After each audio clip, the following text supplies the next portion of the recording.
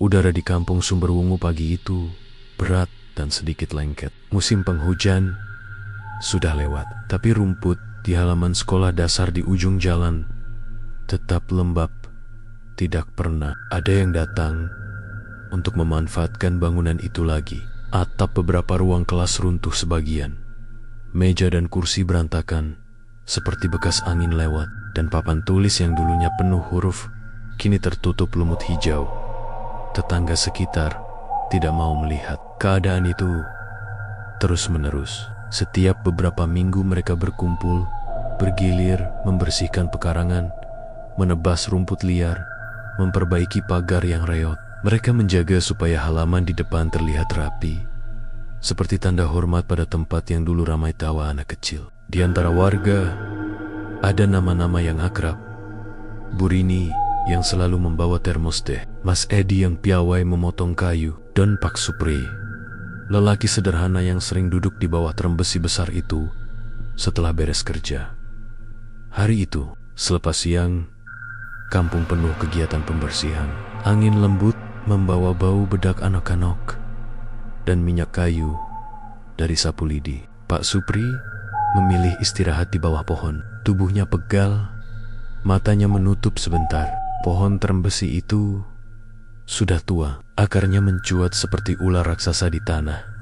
Mungkin itu sebabnya orang kampung suka bercanda dan memanggilnya Tuan Tanah Tua.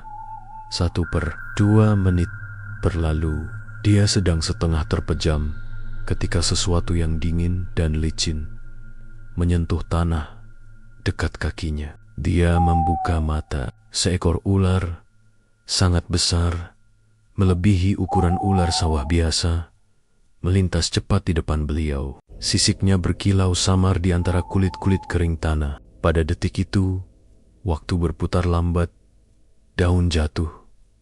Keringat mengerut di dahi Pak Supri, dan burung yang tadi berkicau serentak terdiam. Pak Supri melompat, dadanya berdegup keras. Ia lari, langkah kakinya tergesa-gesa di jalur tanah. Suara teriakannya memecah ritme kebersihan kampung, dan semua mata menoleh ke arahnya. Ular! Ular! Gede! Ia teriak. Warga berhenti, sapu tergenggam di tangan. Wajah mereka berubah.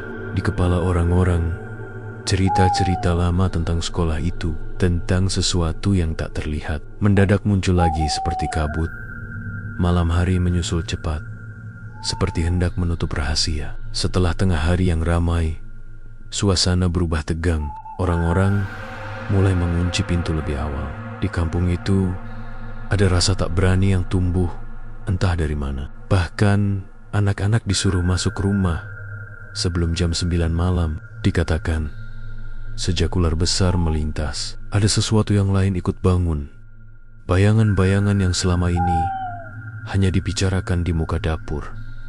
Jam 9 malam, jalan kampung sunyi. Lampu-lampu rumah menyala remang. Beberapa keluarga menjelang pintu, memegang lentera, tapi tak ada yang berani keluar. Percakapan terdengar hanya lewat celah pintu, bisik-bisik pendek, dan napas yang agak cepat. Mereka tahu, ada malam ketika suara dari sekolah itu jadi lebih tebal, seperti kabut yang bisa didengar. Pukul 9 adalah batas yang disepakati diam-diam oleh warga sejak dulu. Jangan keluar, jangan menyalakan musik, jangan membuat suara keras. Dan malam itu, meskipun mereka tahu batas itu, beberapa orang masih berkumpul di depan rumah, cemas, menunggu keputusan.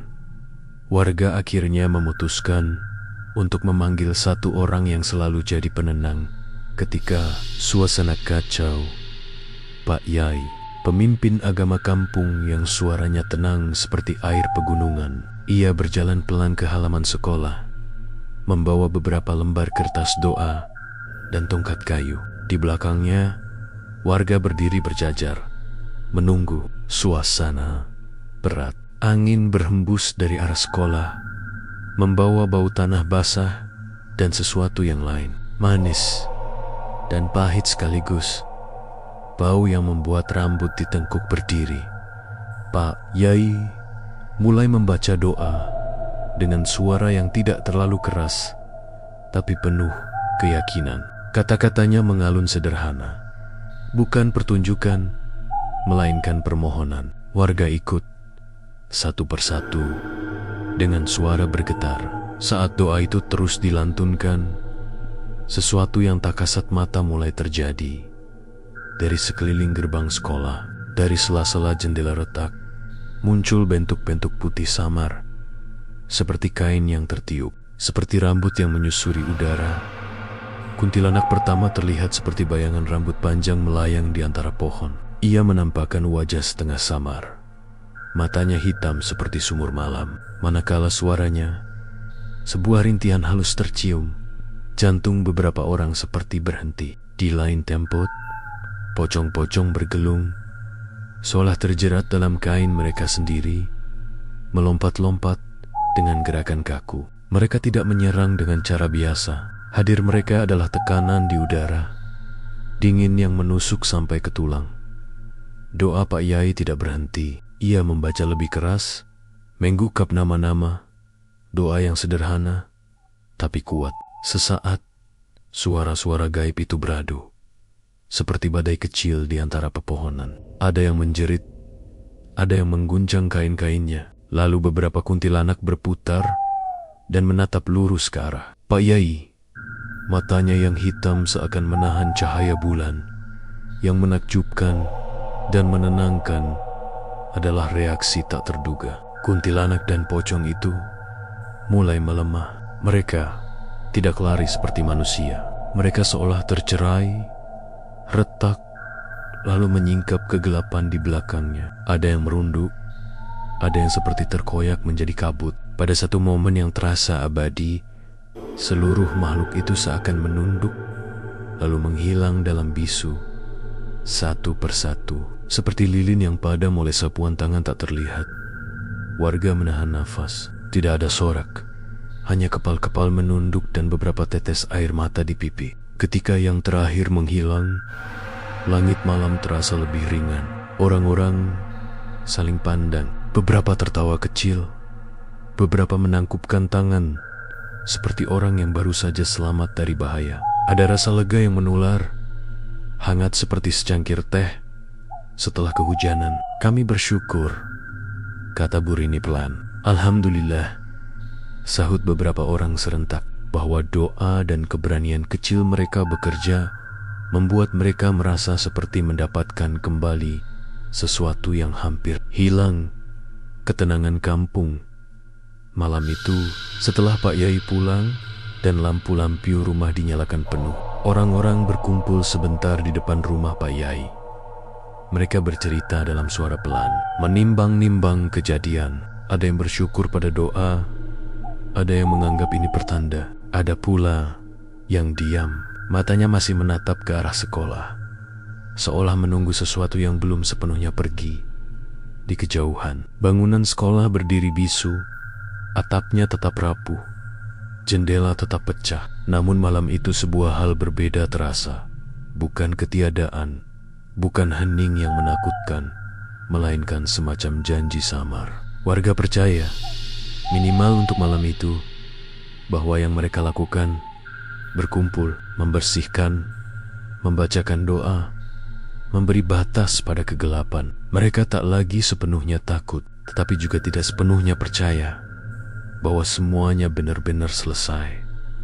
Pak Supri pulang lebih larut dari biasanya. Ia berjalan pelan sambil menyeka keringat di dahinya, memikirkan ular yang dilihatnya siang tadi. Di dalam hati kecilnya, ia tak bisa menyingkirkan rasa bahwa ular itu bukan sekadar binatang biasa. Ia merasa seperti ada sesuatu yang mengikuti gerakannya, sesuatu yang menunggu waktu tepat untuk muncul kembali.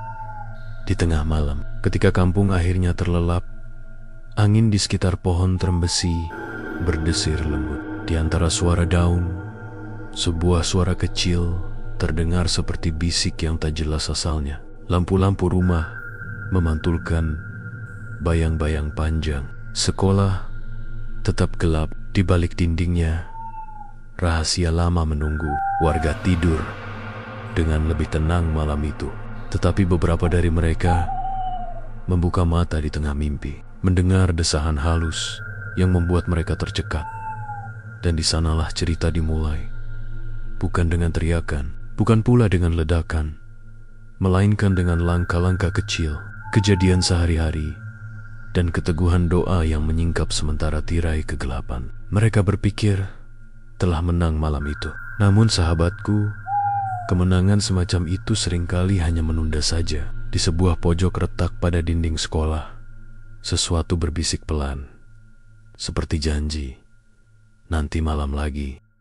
Beberapa bulan telah berlalu sejak malam terakhir, di mana Pak Supri, Pak Yai, dan Darto membantu arwah anak-anak itu pergi dengan tenang. Sekolah SD Sumberwungu kini hidup kembali. Cat dindingnya diperbarui, halaman bersih, dan suara anak-anak yang bermain setiap pagi menghapus kenangan kelam masa lalu. Warga merasa bangga karena sekolah yang dulu menyeramkan kini kembali berguna. Setiap pagi, bau kapur tulis bercampur dengan wangi tanah basah. Para guru pun senang, meski beberapa masih memilih tidak mengajar di ruang belakang, ruang yang dulu terendam air dan menjadi tempat tragedi. Di antara murid-murid baru itu, ada satu anak yang berbeda dari yang lain. Namanya Raffi, anak pindahan dari desa sebelah. Wajahnya polos, rambutnya agak panjang, dan suaranya lembut. Ia jarang bicara dengan teman-temannya, tapi selalu memperhatikan papan tulis dengan serius. Seolah ada sesuatu di sana yang hanya dia yang bisa lihat. Hari pertama Raffi masuk sekolah, suasana berjalan normal. Tapi sejak hari kedua, guru-guru mulai memperhatikan hal aneh. Raffi selalu duduk di bangku paling belakang, kursi yang konon dulu dipakai salah satu anak yang meninggal dalam tragedi banjir. "Raffi," kata Bu Nur, wali kelasnya, "kenapa kamu gak mau duduk di depan? Kan biar kelihatan jelas papan tulisnya." Anak itu hanya tersenyum tipis. "Di sini enak, Bu, ada temannya." Bu Nur bingung. "Teman siapa?" Raffi menunjuk kursi kosong di sebelahnya. "Itu, Bu, namanya Bayu." Wajah Bu Nur langsung pucat. Bayu adalah nama salah satu murid yang meninggal 20 tahun lalu. Nama yang bahkan tidak pernah disebut di hadapan anak-anak. "Sekarang, Raffi," ucap Bu Nur dengan suara bergetar, "kamu dengar nama itu dari siapa?" Raffi menatapnya polos. "Dari dia sendiri, Bu. Katanya dulu dia juga sekolah di sini. Dia baik kok. Cuma katanya suka kedinginan." Hari-hari berikutnya berjalan ganjil. Raffi mulai bicara sendiri di kelas, terutama saat jam pelajaran hampir selesai. Kadang ia tertawa kecil, kadang menoleh ke kursi kosong di sebelahnya, dan seperti sedang mendengarkan seseorang bercerita. Teman-temannya mulai takut. Mereka bilang setiap kali Raffi duduk di kursi itu, udara di sekitar jadi dingin. Bahkan ada yang melihat bayangan kecil di jendela belakang, berdiri diam sambil menatap ke arah Raffi. Suatu sore, setelah semua murid pulang, Bu Nur sengaja menunggu di kelas. Ia ingin tahu apa sebenarnya yang dilakukan anak itu. Saat jam menunjukkan pukul 4 lewat sedikit, Raffi belum juga pulang. Ia masih duduk di bangkunya, memandangi papan tulis. "Raffi, sudah sore, Nak. Ayo pulang." Anak itu tidak menjawab. Ia hanya menunjuk papan tulis dengan jari. Bu Nur menoleh. Di papan tulis yang baru dicat, samar-samar muncul tulisan dengan kapur putih. "Bu Guru, kami mau belajar lagi." Tulisan itu muncul pelan, seperti ditulis oleh tangan tak terlihat. Bu Nur spontan menjatuhkan buku di tangannya. Ketika menoleh lagi, Raffi sudah berdiri di depan papan tulis. "Raffi!" serunya. Anak itu menoleh, dan senyumnya aneh. Matanya kosong, seperti tak berjiwa. Ia menatap Bu Nur dan berkata pelan, "Mereka mau belajar sama aku, Bu. Aku diajak ke kelas belakang." Malam itu, Bu Nur datang ke rumah Pak Yai dengan wajah ketakutan. Ia menceritakan semuanya. Tulisan kapur, bayangan di jendela, dan perilaku aneh Raffi. Pak Yai mendengarkan dengan wajah serius. Aku kira mereka sudah pergi, tapi mungkin ada satu yang tertinggal. Siapa, Pak? Bayu. Pak Yai terdiam cukup lama, lalu menatap Bu Nur. Besok pagi, kita ke sekolah. Jangan biarkan anak itu sendirian. Keesokan harinya, Raffi tidak datang ke sekolah. Teman-temannya bilang, ia sudah berangkat pagi-pagi sekali sambil membawa tas. Tapi ketika Bu Nur memeriksa, ruang kelas belakang terbuka sedikit. Padahal kunci ruang itu disimpan di ruang guru. Begitu masuk, udara di dalam terasa berbeda. Bau lumpur dan lembab yang dulu sempat hilang, kini muncul lagi. Di tua di ruang belakang itu, ada tulisan dengan kapur. Selamat datang Raffi. Bu Nur menjerit kecil, memanggil nama Raffi. Tapi tidak ada jawaban. Hanya ada jejak kaki kecil basah di lantai menuju pojok ruangan. Saat Pak Yai dan Pak Supri datang beberapa menit kemudian, mereka menemukan Bu Nur gemetar di depan ruang itu. Raffi tidak ada, hanya terdengar suara tawa anak-anak dari dalam kelas. Padahal ruangan itu kosong. Pak Yai menutup mata dan berdoa pelan, lalu berjalan masuk sendirian. Lentera kecil di tangannya bergetar. Cahaya kuningnya menyorot papan tulis, dan untuk sesaat, ia melihat bayangan Raffi sedang duduk di kursi belakang, dikelilingi sosak-sosak anak lain yang wajahnya samar. Bayu, panggil Pak Yai lembut. Kamu belum pergi? Bayangan itu menoleh. Anak laki-laki dengan seragam lusuh itu menatapnya dengan mata penuh kesedihan. Aku gak bisa, Pak. Aku janji mau jaga sekolah ini, tapi aku sendirian. Jadi, aku ajak teman baru. Raffi bukan milikmu, ujar Pak Yai tegas. Dia masih hidup. Kamu harus lepaskan dia. Bayu menandok. Kalau aku pergi, nanti gak ada yang ajak mereka belajar lagi. Sudah cukup, nak. Kau dan teman-temanmu sudah tenang waktu itu. Sekarang waktunya benar-benar pulang. Tapi Bayu menggeleng. Matanya mulai basah. Aku takut gelap, Pak Yai. Suasana ruangan menjadi lebih dingin. Lentera hampir padam. Suara tangisan anak-anak bergema dari setiap sudut, menyatu seperti lagu duka. Raffi tampak mulai memejamkan mata. Wajahnya pucat seperti kehilangan warna. Pak Supri yang berdiri di luar memanggil keras. Pak Yai, cepat keluar. Lampunya padam. Namun Pak Yai tetap di dalam. Ia menengadahkan tangan, membaca doa panjang dengan suara yang tegas tapi lembut. Cahaya dari lentera menyala lagi. Kali ini lebih terang. Sosok-sosok anak itu mulai kabur, satu persatu. Bayu masih menatap Raffi, lalu menatap Pak Yai. Kalau begitu, biarkan aku mengantar dia keluar. Bayu mendekati Raffi, menepuk bahunya, dan perlahan keduanya berjalan ke arah pintu. Saat cahaya semakin terang, Bayu tersenyum. Untuk pertama kalinya, ia terlihat seperti anak-anak normal, tidak menakutkan, tidak sedih. Ia berbisik pada Raffi, terima kasih sudah jadi temanku. Kemudian ia lenyap, seperti debu yang disapu angin. Raffi jatuh pingsan di depan pintu. Pak Supri segera menggendongnya keluar, sementara Pak Yai menutup ruangan itu pelan. Sekarang, katanya, kelas ini harus ditutup selamanya. Raffi sadar.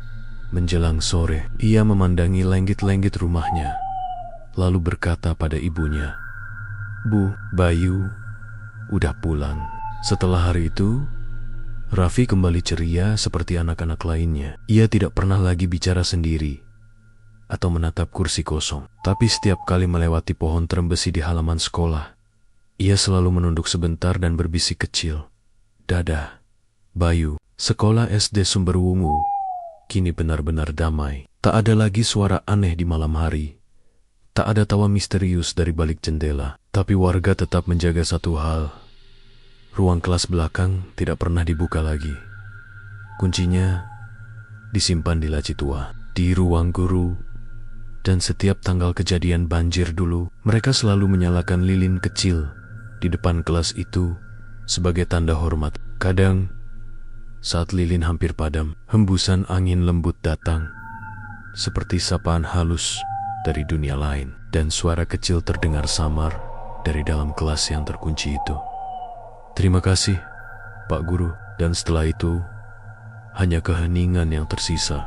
Sekolah tetap berdiri, menjadi saksi bahwa bahkan roh yang tersesat pun hanya butuh satu hal untuk tenang, dikenang dengan kasih, bukan ditakuti.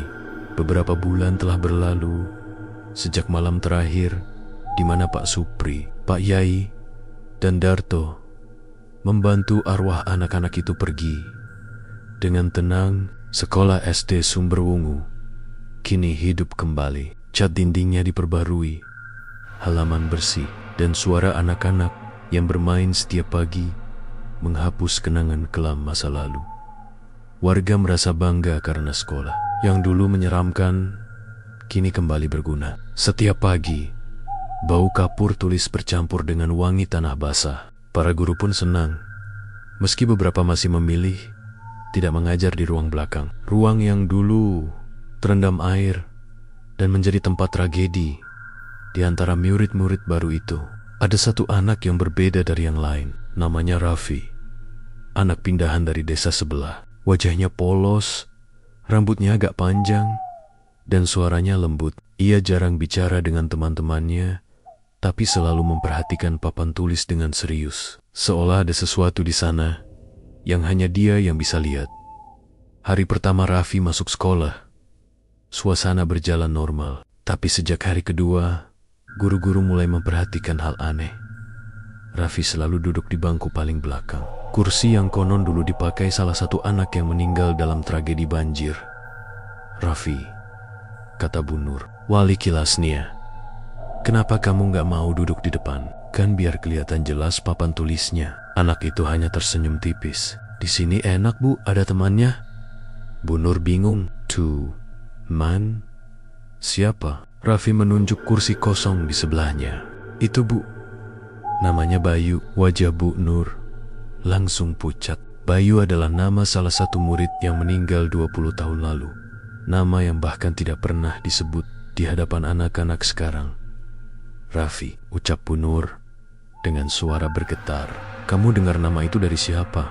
Raffi menatapnya polos. "Dari dia sendiri, Bu. Katanya dulu dia juga sekolah di sini. Diabetic cock. Cuma katanya suka kedinginan. Hari-hari berikutnya berjalan ganjil." Raffi mulai bicara sendiri di kelas, terutama saat jam pelajaran hampir selesai. Kadang ia tertawa kecil, kadang menoleh ke kursi kosong di sebelahnya, dan seperti sedang mendengarkan. Seseorang bercerita, teman-temannya mulai takut. Mereka bilang setiap kali Raffi duduk di kursi itu, udara di sekitar jadi dingin. Bahkan ada yang melihat bayangan kecil di jendela belakang, berdiri diam sambil menatap ke arah Raffi. Suatu sore, setelah semua murid pulang, Bu Nur sengaja menunggu di kelas.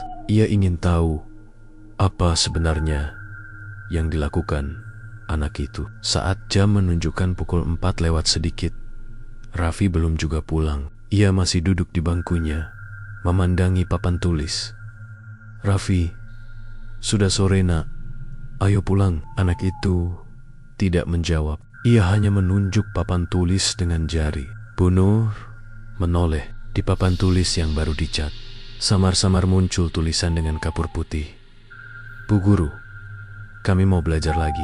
Tulisan itu muncul pelan, seperti ditulis oleh tangan tak terlihat. Bu Nur spontan menjatuhkan buku di tangannya. Ketika menoleh lagi, Raffi sudah berdiri di depan papan tulis.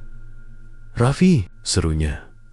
Anak itu menoleh, dan senyumnya aneh. Matanya kosong, seperti tak berjiwa. Ia menatap Bu Nur dan berkata pelan, "Mereka mau belajar sama aku, Bu." Aku diajak ke kelas belakang. Malam itu, Bu Nur datang ke rumah Pak Yai dengan wajah ketakutan. Ia menceritakan semuanya. Tulisan kapur, bayangan di jendela, dan perilaku aneh Raffi. Pak Yai mendengarkan dengan wajah serius. Aku kira mereka sudah pergi. Tapi ada satu yang tertinggal. Siapa, Pak? Bayu? Pak Yai terdiam cukup lama, lalu menatap Bu Nur. Besok pagi, kita ke sekolah. Jangan biarkan anak itu sendirian. Keesokan harinya, Raffi tidak datang ke sekolah. Teman-temannya bilang, ia sudah berangkat pagi-pagi sekali sambil membawa tas. Tapi ketika Bu Nur memeriksa, ruang kelas belakang terbuka sedikit. Padahal kunci ruang itu disimpan di ruang guru. Begitu masuk, udara di dalam terasa berbeda. Bau lumpur dan lembab yang dulu sempat hilang, kini muncul lagi. Di papan tulis tua di ruang belakang itu, ada tulisan dengan kapur. Selamat datang Raffi. Bu Nur menjerit kecil, memanggil nama Raffi. Tapi tidak ada jawaban. Hanya ada jejak kaki kecil basah di lantai menuju pojok ruangan. Saat Pak Yai dan Pak Supri datang beberapa menit kemudian, mereka menemukan Bu Nur gemetar di depan ruang itu. Raffi tidak ada. Hanya terdengar suara tawa anak-anak dari dalam kelas. Padahal ruangan itu kosong. Pak Yai menutup mata dan berdoa pelan. Lalu berjalan masuk sendirian. Lentera kecil di tangannya bergetar. Cahaya kuningnya menyorot papan tulis. Dan untuk sesaat, ia melihat bayangan Raffi sedang duduk di kursi belakang, dikelilingi sosok-sosok anak lain yang wajahnya samar. Bayu, panggil Pak Yai lembut. Kamu belum pergi? Bayangan itu menoleh. Anak laki-laki dengan seragam lusuh itu menatapnya dengan mata penuh kesedihan. Aku nggak bisa, Pak. Aku janji mau jaga sekolah ini. Tapi aku sendirian. Jadi, aku ajak teman baru. Raffi bukan milikmu, ujar Pak Yai tegas. Dia masih hidup. Kamu harus lepaskan dia. Bayu, kalau aku pergi, nanti nggak ada yang ngajak mereka belajar lagi. Sudah cukup, Nak.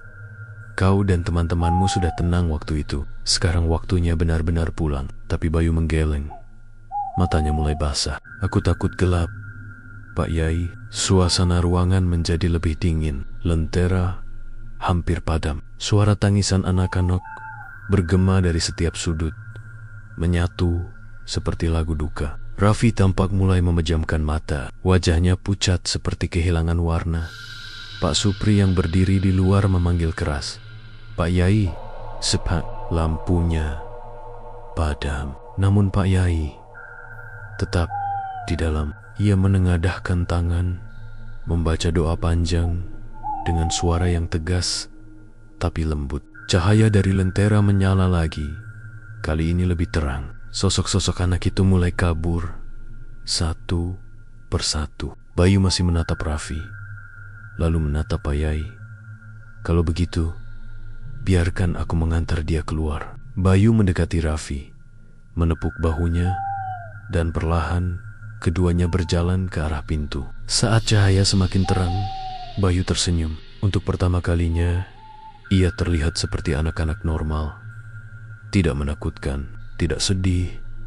Ia berbisik pada Raffi, "Terima kasih sudah jadi temanku." Kemudian ia lenyap, seperti debu yang disapu angin.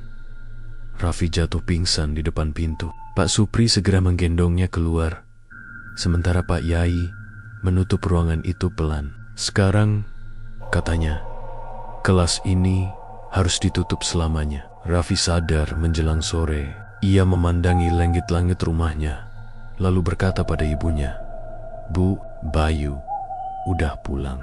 Setelah hari itu, Raffi kembali ceria, seperti anak-anak lainnya. Ia tidak pernah lagi bicara sendiri atau menatap kursi kosong. Tapi setiap kali melewati pohon terembesi di halaman sekolah, ia selalu menunduk sebentar dan berbisik kecil, "Dadah, Bayu." Sekolah SD Sumberwungu kini benar-benar damai. Tak ada lagi suara aneh di malam hari. Tak ada tawa misterius dari balik jendela. Tapi warga tetap menjaga satu hal. Ruang kelas belakang tidak pernah dibuka lagi. Kuncinya disimpan di laci tua di ruang guru. Dan setiap tanggal kejadian banjir dulu, mereka selalu menyalakan lilin kecil di depan kelas itu sebagai tanda hormat. Kadang, saat lilin hampir padam, hembusan angin lembut datang, seperti sapaan halus dari dunia lain, dan suara kecil terdengar samar dari dalam kelas yang terkunci itu. Terima kasih Pak Guru. Dan setelah itu, hanya keheningan yang tersisa sekolah tetap berdiri, menjadi saksi bahwa bahkan roh yang tersesat pun hanya butuh satu hal, untuk tenang, dikenang dengan kasih, bukan ditakuti. Beberapa bulan telah berlalu sejak malam terakhir di mana Pak Supri, Pak Yai, dan Darto membantu arwah anak-anak itu pergi. Dengan tenang, sekolah SD Sumberwungu kini hidup kembali. Cat dindingnya diperbarui, halaman bersih, dan suara anak-anak yang bermain setiap pagi menghapus kenangan kelam masa lalu. Warga merasa bangga karena sekolah yang dulu menyeramkan kini kembali berguna. Setiap pagi, bau kapur tulis bercampur dengan wangi tanah basah. Para guru pun senang, meski beberapa masih memilih tidak mengajar di ruang belakang. Ruang yang dulu terendam air dan menjadi tempat tragedi. Di antara murid-murid baru itu, ada satu anak yang berbeda dari yang lain. Namanya Raffi, anak pindahan dari desa sebelah. Wajahnya polos, rambutnya agak panjang, dan suaranya lembut. Ia jarang bicara dengan teman-temannya, tapi selalu memperhatikan papan tulis dengan serius, seolah ada sesuatu di sana yang hanya dia yang bisa lihat. Hari pertama Raffi masuk sekolah, suasana berjalan normal. Tapi sejak hari kedua, guru-guru mulai memperhatikan hal aneh. Raffi selalu duduk di bangku paling belakang, kursi yang konon dulu dipakai salah satu anak yang meninggal dalam tragedi banjir. Raffi, kata Bu Nur, wali kelasnya, kenapa kamu gak mau duduk di depan? Kan biar kelihatan jelas papan tulisnya. Anak itu hanya tersenyum tipis. Di sini enak Bu, ada temannya. Bu Nur bingung. Man? Siapa? Raffi menunjuk kursi kosong di sebelahnya. Itu Bu. Namanya Bayu. Wajah Bu Nur langsung pucat. Bayu adalah nama salah satu murid yang meninggal 20 tahun lalu. Nama yang bahkan tidak pernah disebut di hadapan anak-anak sekarang. Raffi, ucap Bu Nur dengan suara bergetar. Kamu dengar nama itu dari siapa? Raffi menatapnya polos. Dari dia sendiri, Bu. Katanya, dulu dia juga sekolah di sini. Diabetic cock. Cuma katanya, suka kedinginan. Hari-hari berikutnya, berjalan ganjil. Raffi mulai bicara sendiri di kelas, terutama saat jam pelajaran hampir selesai. Kadang, ia tertawa kecil, kadang menoleh ke kursi kosong di sebelahnya, dan seperti sedang mendengarkan. Seseorang bercerita, teman-temannya mulai takut. Mereka bilang setiap kali Raffi duduk di kursi itu, udara di sekitar jadi dingin. Bahkan ada yang melihat bayangan kecil di jendela belakang, berdiri diam sambil menatap ke arah Raffi. Suatu sore, setelah semua murid pulang, Bu Nur sengaja menunggu di kelas. Ia ingin tahu apa sebenarnya yang dilakukan anak itu. Saat jam menunjukkan pukul 4 lewat sedikit, Raffi belum juga pulang. Ia masih duduk di bangkunya, memandangi papan tulis. Raffi, sudah sore nak, ayo pulang. Anak itu tidak menjawab. Ia hanya menunjuk papan tulis dengan jari. Bu Nur menoleh. Di papan tulis yang baru dicat, samar-samar muncul tulisan dengan kapur putih. Bu Guru, kami mau belajar lagi. Tulisan itu muncul pelan, seperti ditulis oleh tangan tak terlihat. Bu Nur spontan menjatuhkan buku di tangannya. Ketika menoleh lagi, Raffi sudah berdiri di depan papan tulis. Raffi, serunya. Anak itu menoleh, dan senyumnya aneh. Matanya kosong, seperti tak berjiwa. Ia menatap Bu Nur dan berkata pelan, mereka mau belajar sama aku. Bu, aku diajak ke kelas belakang. Malam itu, Bu Nur datang ke rumah Pak Yai dengan wajah ketakutan. Ia menceritakan semuanya. Tulisan kapur, bayangan di jendela, dan Perilaku aneh Raffi. Pak Yai mendengarkan dengan wajah serius. Aku kira mereka sudah pergi. Tapi ada satu yang tertinggal. Siapa, Pak? Bayu? Pak Yai terdiam cukup lama, lalu menatap Bu Nur. Besok pagi, kita ke sekolah. Jangan biarkan anak itu sendirian. Keesokan harinya, Raffi tidak datang ke sekolah. Teman-temannya bilang, ia sudah berangkat pagi-pagi sekali sambil membawa tas. Tapi ketika Bu Nur memeriksa, ruang kelas belakang terbuka sedikit. Padahal kunci ruang itu disimpan di ruang guru. Begitu masuk, udara di dalam terasa berbeda. Bau lumpur dan lembab yang dulu sempat hilang, kini muncul lagi. Di papan tulis tua di ruang belakang itu, ada tulisan dengan kapur. Selamat datang Raffi. Bu Nur menjerit kecil, memanggil nama Raffi. Tapi tidak ada jawaban.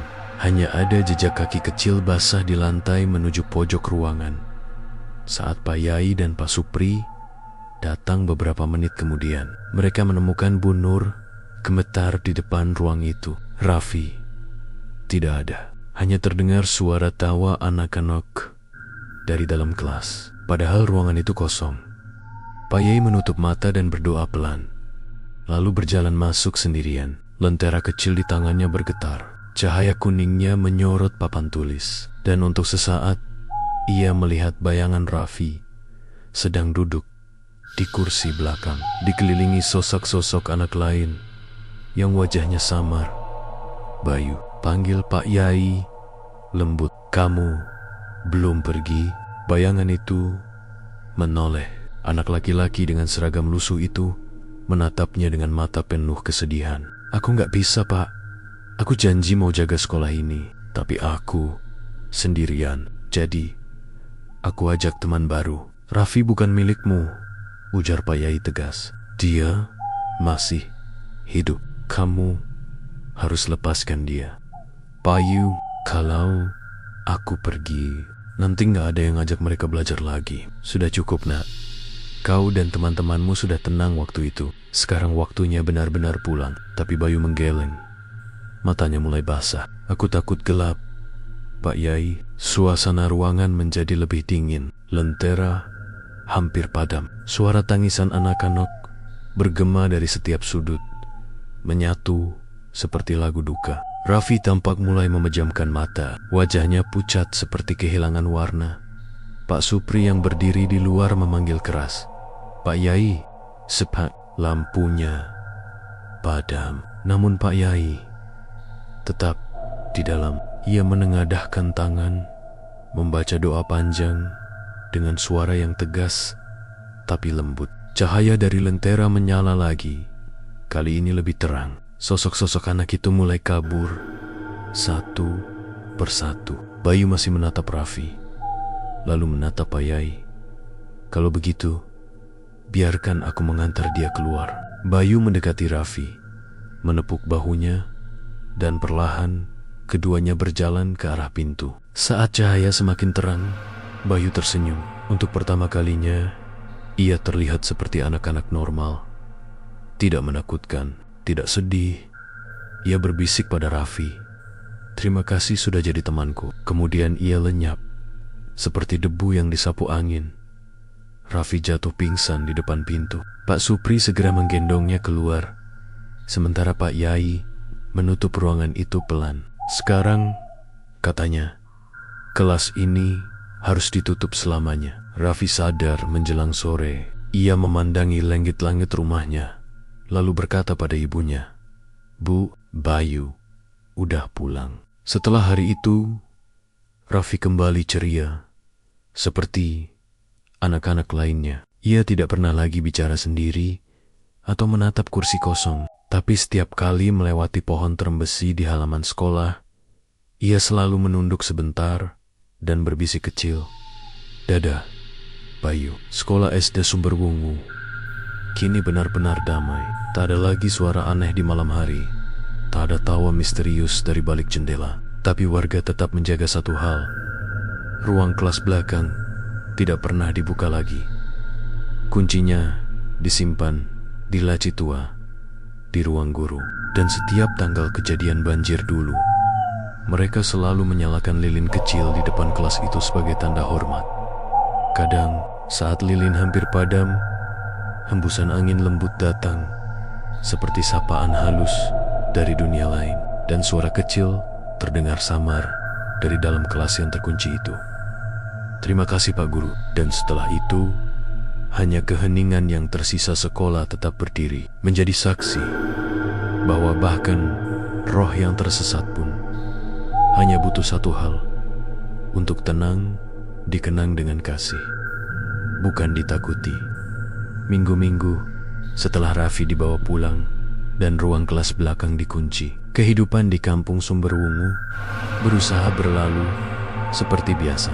Anak-anak kembali riuh di halaman, guru-guru mengajar dengan nada yang biasa, dan warga bergantian menjaga agar halaman sekolah tetap rapi. Tapi di sela-sela rutinitas itu, ada hal-hal kecil yang susah dijelaskan. Gelombang kecil yang menimbulkan rasa tidak nyaman, seperti luka lama yang digaruk sedikit saja, lalu mengeluarkan bau yang tak diharapkan. Pak Supri, yang menjadi saksi pertama saat ular melintas, dan yang selalu duduk di bawah terem besi itu, tidak pernah benar-benar kembali. Seperti semula, matanya lebih kosong, langkahnya lambat, dan kadang-kadang ia berhenti di depan gerbang sekolah hanya untuk menatap dinding yang retak. Malam-malam ia sering terbangun karena mimpi. Suara kapur menggores papan tulis, tawa anak kecil yang berubah jadi isak, dan air yang menggenang di lantai kelas, seperti suatu siklus yang tak pernah habis. Suatu so, Bu Nur, wali kelas yang bertanggung jawab atas anak-anak kecil, menemukan sesuatu yang membuat napasnya tersengal. Ia membersihkan meja guru ketika menemukan selembar kertas kecil terlipat rapi, terselip di dalam laci meja. Kertas itu tampak tua, pinggirnya lembab, dan di atasnya ada tulisan tangan kecil menggunakan tinta merah yang sudah pudar. Tulisan itu sederhana, tapi membuat bulu kuduk berdiri. Nama-nama 5 anak: Bayu, Rizka, Joni, Tini, Wulan, dan sebuah tanggal yang terpaku di masa lalu, tepat pada hari banjir itu. Hatinya berdebar. Ia membawa kertas itu ke Pak Yai.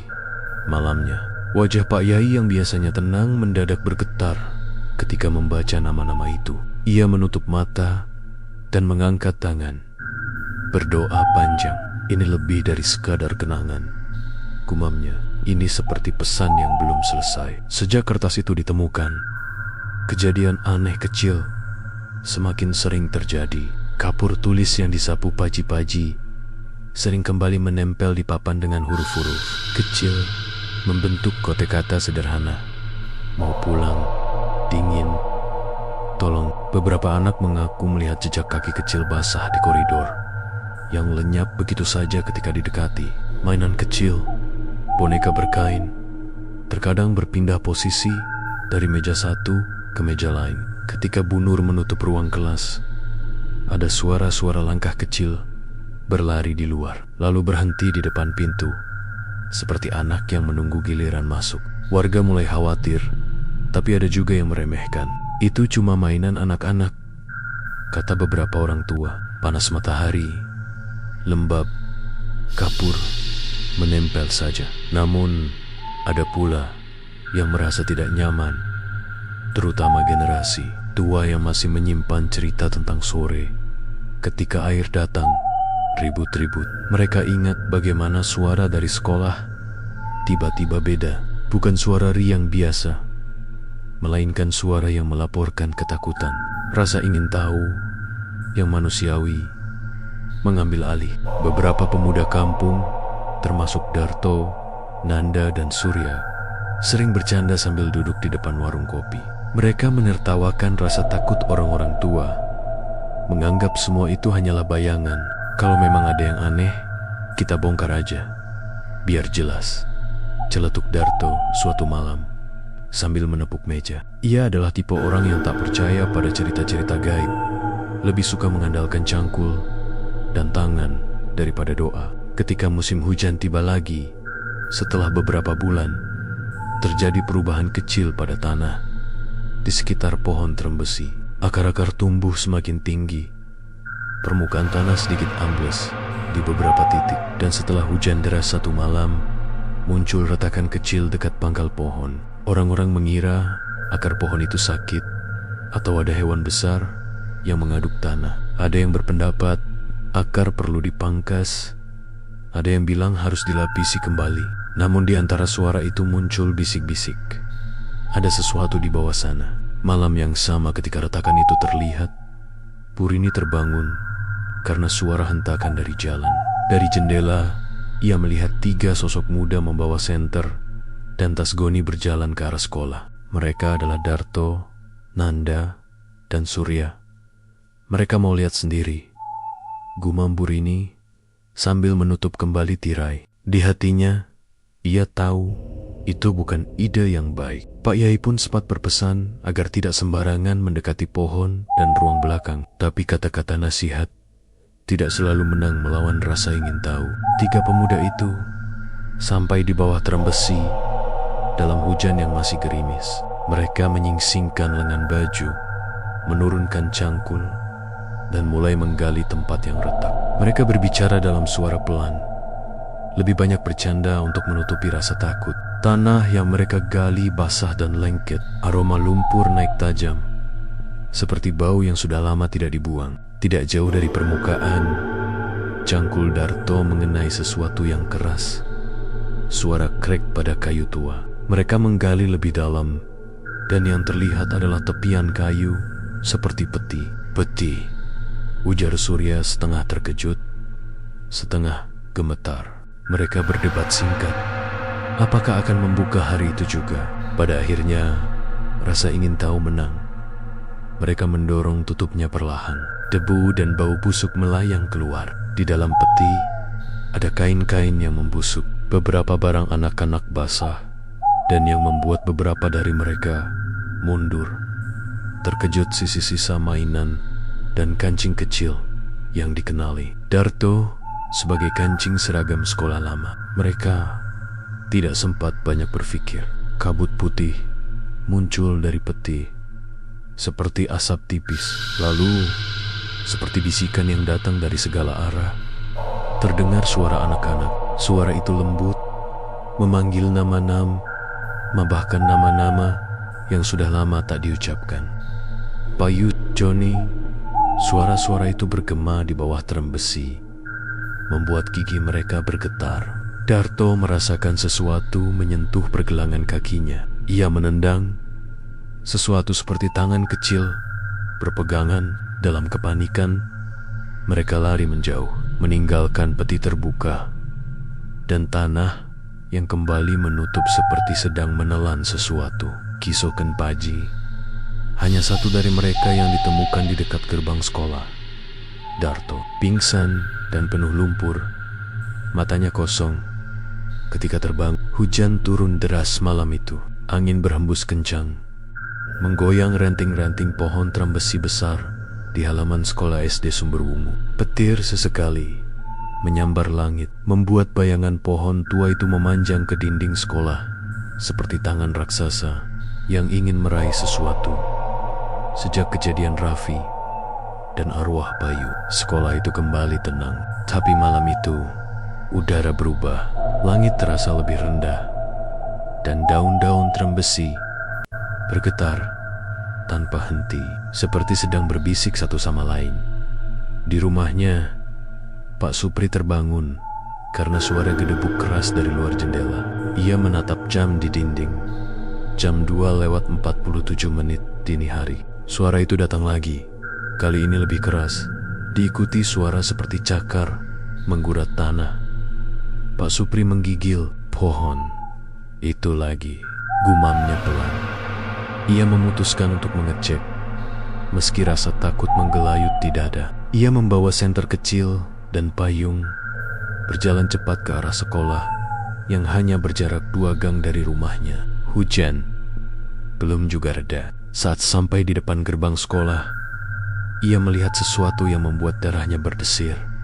Akar terembesi mencuat dari tanah, seperti baru digali dari bawah. Tanah di sekitar pohon itu becek dan berantakan, seperti ada sesuatu yang berusaha keluar dari dalam. Ya Allah, desahnya. Mundur perlahan. Tiba-tiba, senter di tangannya mati. Hujan berhenti mendadak. Hening. Hanya suara tetes air dari daun yang jatuh satu-satu ke tanah. Dan dari balik akar terembesi muncul bau anyir yang kuat, seperti besi berkarat dan tanah basah yang membusuk. Keesokan paginya, warga menemukan bekas galian besar di bawah pohon itu. Akar-akar tercabut dan tanah seperti habis dibongkar dari bawah. Tapi anehnya, tidak ada yang tahu siapa yang menggali. Tidak ada jejak kaki manusia. Pak Yai datang dan langsung meminta warga menutup area itu dengan pagar bambu. Jangan ada yang mendekat dulu, katanya tegas. Ini bukan galian biasa. Namun, rasa penasaran warga tak bisa ditahan. Beberapa anak muda kampung yang tak percaya hal mistis mencoba melihat malam itu. Mereka membawa cangkul dan senter, ingin membuktikan tidak ada apa-apa di bawah pohon tua itu. 3 orang, Darto, Nanda, dan Surya. Malam itu, bulan tertutup awan dan suara serangga menghilang entah kemana. Begitu mereka sampai di depan pohon, hawa dingin menyelimuti mereka. Darto menyalakan senter, menyorot ke lubang tanah yang sudah separuh tertutup lumpur. Tuh kan, kata Nanda, mencoba berani. Palingan cuma akar yang busuk, tapi Surya menunduk. Lu lihat nggak? Itu kayak papan. Senter diarahkan lebih dekat. Benar saja, di bawah tanah terlihat sesuatu seperti kayu panjang yang tertimbun. Bukan akar, tapi seperti potongan peti. Wah, jangan-jangan. Darto menelan ludah. Belum sempat ia melanjutkan, tanah di sekitar mereka bergetar pelan. Udara tiba-tiba menjadi pengap. Dari lubang itu muncul gelambang-gelambang udara, diikuti dengan suara gemeretak kayu patah. Lari, teriak Darto. Namun belum sempat mereka bergerak, asap putih pekat keluar dari lubang itu.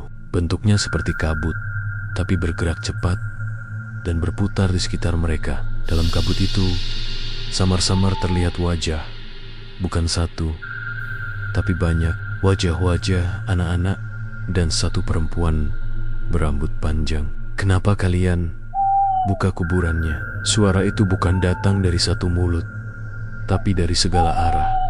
Senter mereka padam serentak. Hening. Lalu terdengar tawa lirih, kecil, seperti anak kecil bermain petak umpet. Keesokan paginya, hanya Darto yang ditemukan di dekat gerbang sekolah, pingsan dengan tubuh penuh lumpur. Nanda dan Surya tidak ditemukan. Kabar itu membuat seluruh kampung geger. Pak Yai memutuskan untuk mengadakan doa bersama di halaman sekolah. Ia yakin sesuatu telah terganggu, sesuatu yang seharusnya tidak pernah disentuh. Ketika Darto sadar, wajahnya pucat. Ia terus mengigau dari bawah pohon. Mereka masih di sana, tapi ada satu lagi, satu yang bukan anak-anak. Pak Yai menatapnya tajam. Satu lagi. Darto mengangguk gemetar, besar, hitam, matanya merah. Dia yang marah karena pohonnya dibuka. Dia yang jaga mereka. Malam, doa pun tiba. Hujan turun lagi, tapi warga tetap datang. Lilin-lilin kecil menyala di sekitar pohon terembesi yang kini dipagari bambu. Pak Yai berdiri di depan, memimpin doa dengan suara tegas. Namun di tengah bacaan, angin tiba-tiba berhenti. Lilin padam satu persatu. Tanah di bawah pohon bergetar lagi, dan dari celah akar muncul suara napas berat. Kalian tidak boleh mengusikku. Satu sosok besar muncul di balik kabut, hitam, tinggi, dengan mata merah menyala. Tubuhnya berlapis tanah dan akar yang melilit seperti tali. Suaranya berat, seperti gemuruh dari perut bumi. Warga menjerit. Beberapa jatuh berlutut. Pak Yai tidak gentar. Ia melangkah maju sambil terus membaca doa. Namun makhluk itu justru mendekat, dan setiap langkahnya membuat tanah berguncang pergi. "Tempat ini bukan milikmu," teriak Pak Yai. Makhluk itu menggeram. "Pohon ini milikku. Mereka kubawa agar tidak kesepian. Tapi kalian datang, kalian bisingkan tidur mereka." Pak Yai menutup mata dan membaca doa paling kuat yang ia hafal. Lentera di tangannya menyala terang, lalu meledak menjadi cahaya yang menyilaukan. Dari arah pohon terdengar suara jeritan panjang, keras, dan menyayat sebelum akhirnya hilang bersama hembusan angin dingin.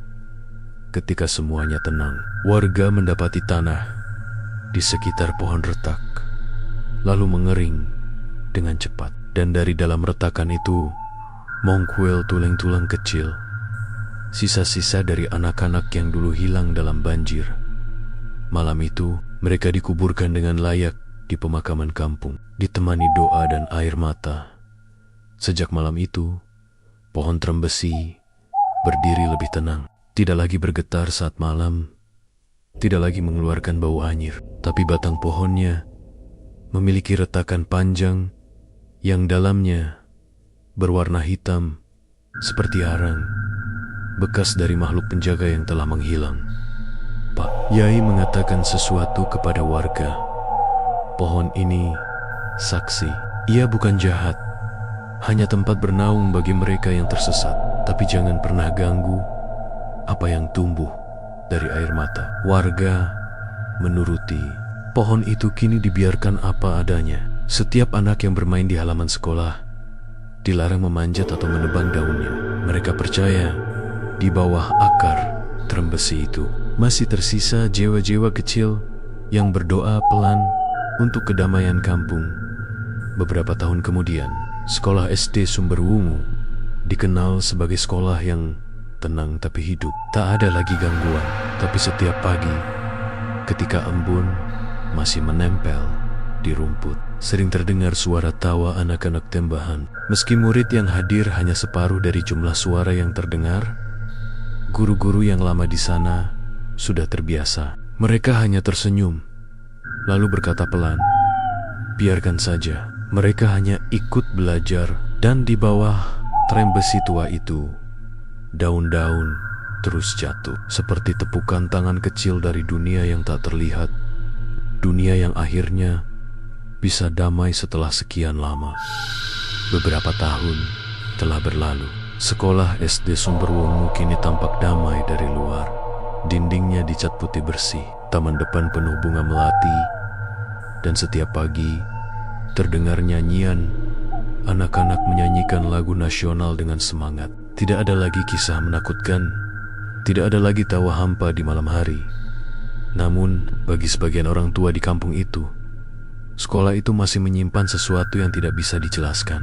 Kadang, di pagi yang berkabut, mereka melihat asap tipis melayang di sekitar pohon trembesi tua di halaman belakang. Kadang pula, terdengar suara lirih anak kecil memanggil, "Bu Guru," lalu lenyap begitu saja. Pak Yai sudah tua, rambutnya memutih, jalannya mulai pelan, tapi ia masih sering datang ke sekolah setiap Jumat sore untuk membersihkan halaman dan berdoa di bawah pohon trembesi. Katanya, sekolah ini hidup karena ada yang menjaganya. Kita cuma numpang aman. Suatu hari, seorang guru muda bernama Bu Hana dipindah tugaskan ke SD Sumberwungu. Ia belum pernah mendengar kisah masa lalu sekolah itu. Yang ia tahu, sekolah ini sejuk, tenang, dan murid-muridnya sopan. Hari pertamanya berjalan lancar, hingga jam terakhir pelajaran. Saat anak-anak sibuk menggambar, ia memperhatikan satu anak, laki-laki duduk diam di pojok kelas, tidak ikut menggambar. "Namamu siapa, Nak?" tanya Bu Hana sambil mendekat. Anak itu tidak menjawab. Ia hanya menatap papan tulis dengan mata kosong. Bu Hana berpikir mungkin anak itu pemalu, jadi ia biarkan dulu. Tapi saat jam pulang tiba, dan semua murid keluar. Anak itu masih duduk di sana. "Sudah sore, ayo pulang," kata Bu Hana lembut. Anak itu menoleh perlahan dan tersenyum tipis. "Saya nunggu teman, Bu." Bu Hana menatap sekeliling. "Temennya siapa?" "Bayu, Bu. Katanya mau kasih gambar." Jantung Bu Hana berdegup cepat. Nama itu, Bayu, pernah ia dengar dari para guru senior. Disebut dengan hati-hati seperti nama yang tak boleh diucapkan sembarangan. Ia menatap bangku sebelah anak itu. Kosong. Tapi di atas meja terlihat kertas gambar basah seperti habis terkena hujan. Padahal hari itu panas terik. Bu Hana mengambil kertas itu perlahan. Gambar di atasnya sederhana. Anak-anak sedang belajar di kelas, dan di tengga mereka ada satu anak duduk sendirian di belakang. Wajahnya tidak tergambar, hanya bayangan hitam. "Ini kamu yang gambar?" tanya Bu Hana. Anak itu menggeleng. "Itu Bayu yang buat, Bu." Tapi katanya nggak sempat selesai dulu. Seketika, udara di ruangan menjadi dingin. Lampu berkedip dari jendela belakang. Terdengar suara tawa kecil, lembut, seperti angin yang menyelinap di antara daun trembesi. Malamnya, Bu Hana tak bisa tidur. Gambar itu terus terbayang di kepalanya. Akhirnya, ia memutuskan datang ke rumah Pak Yai untuk bertanya. Pak Yai duduk di beranda, menatap langit yang berawan. Ketika Bu Hana menunjukkan gambar itu, wajahnya langsung berubah pucat. "Dari mana kau dapat ini?" "Dari murid di kelas 3. Pak," katanya temannya yang bernama Bayu yang menggambar. Pak Yai menarik napas panjang. "Bayu sudah tidak ada, Bu. Ia salah satu anak yang meninggal 20 tahun lalu. Tapi kadang masih suka datang kalau ada guru baru." "Kenapa?" "Karena ia belum sempat mengucapkan terima kasih kepada guru yang dulu mengajarinya. Dulu ia ingin jadi guru juga, tapi banjir merenggutnya sebelum waktunya." Bu Hana terdiam. "Kalau kau ingin tahu," lanjut Pak Yai pelan, "besok pagi datanglah ke pohon trembesi sebelum matahari naik. Tapi jangan bicara apapun, cukup dengarkan." Keesokan paginya, Bu Hana datang ke sekolah lebih awal. Kabut masih tebal, udara dingin dan lembab. Ia berdiri di bawah pohon trembesi, tepat di tempat akar besarnya mencuat sedikit dari tanah. Suara burung belum terdengar, hanya angin yang berdesir pelan, membawa aroma tanah basah. Lalu terdengar suara anak-anak bernyanyi, pelan, lembut, dari arah bawah tanah. Lagu itu lagu sekolah, tapi terdengar seperti gema dari masa lalu. Suara mereka bersih dan polos. Air mata Bu Hana menetes tanpa sadar. Ia berlutut, menyentuh tanah di bawah pohon itu, dan berkata lirih, "Terima kasih, anak-anak. Kalian boleh tenang sekarang. Sekolah ini aman. Kami akan terus jaga." Begitu kata-kata itu terucap, dondon trembesi berguguran satu persatu, jatuh mengelilinginya seperti hujan kecil. Di antara suara daun, terdengar satu bisikan halus, suara anak kecil yang familiar namun damai. "Terima kasih, Bu Guru." Dan setelah itu, semuanya hening. Sejak hari itu, tidak pernah lagi terdengar suara aneh dari bawah pohon trembesi. Tidak ada bayangan yang muncul di jendela. Tidak ada anak misterius yang duduk di bangku belakang. Tapi, setiap tahun, pada tanggal kejadian banjir dahulu, seluruh warga dan murid berkumpul di halaman sekolah. Mereka menyalakan lilin-lilin kecil di bawah pohon trembesi dan menaruh bunga melati. Dan tepat pukul 9 malam, waktu yang dulu menakutkan bagi warga, cahaya dari lilin akan berpendar lebih terang dari biasanya, seperti ada yang meniupnya lembut dari dunia lain. Pak Yai, yang kini sudah sangat tua dan duduk di kursi roda, akan selalu berkata, "Lihatlah, itu tanda mereka bahagia. Sekolah ini bukan lagi tempat arwah gentayangan. Ini sudah jadi tempat mereka belajar tenang. Tahun berikutnya, Bu Hana menanam papan kecil di depan pohon trembesi. Tanpa tulisan nama, hanya kalimat sederhana. Tempat ini adalah rumah bagi mereka yang pernah bermimpi belajar. Setiap murid baru selalu bertanya, apa maksud tulisan itu? Dan setiap guru hanya menjawab dengan senyum. Nanti juga kamu tahu sendiri kalau belajar di sini dengan hati. Karena kadang di sore yang sunyi, jika kau duduk di bangku paling belakang dan memejamkan mata, kau bisa mendengar suara kapur menulis di papan tulis tua, diikuti tawa anak-anak kecil dari masa lalu yang kini telah damai di bawah pohon trembesi itu. Sekolah SD Sumberwungu kini bukan lagi tempat ketakutan, melainkan saksi bisu tentang bagaimana arwah yang pernah tersesat pun bisa menemukan kedamaian, bukan karena pengusiran, tapi karena kasih dan doa dari manusia yang masih hidup. Dan setiap kali cahaya matahari pagi menembus sela daun trembesi, terlihat pantulan halus seperti wajah-wajah kecil yang tersenyum dari balik cahaya, seolah berkata,